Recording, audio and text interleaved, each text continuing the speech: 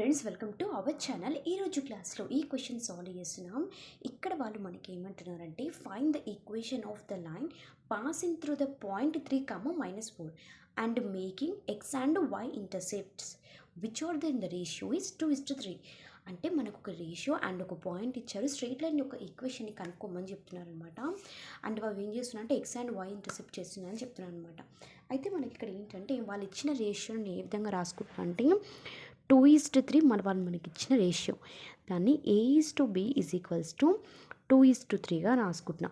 దీన్ని ఏ విధంగా రాసుకోవచ్చు? A/B ఈజ్ ఈక్వల్స్ టు 2/3 రాసుకోవచ్చు. క్రాస్ మల్టిప్లికేషన్ చేస్తే 3A is equals to 2B. నాకు B యొక్క వాల్యూ కావాలి కాబట్టి 2 ఈజ్ ఈక్వల్స్ టు B యొక్క వాల్యూ ఇంత. ఓకేనా? అయితే వాళ్ళు ఇంటర్సెప్ట్ అంటున్నారు. బట్ ఇంటర్సెప్ట్ ఫామ్ మనకి ఏంటి? ఇంటర్సెప్ట్ ఫామ్ వచ్చేసి x/a + y/b is equals to 1.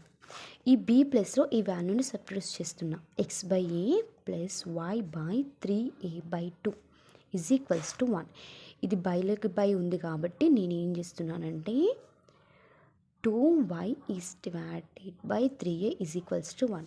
ఇప్పుడు క్రాస్ మల్టిప్లికేషన్ చేస్తే 3ax + 2ya divided by 3 × a² is equals to 1.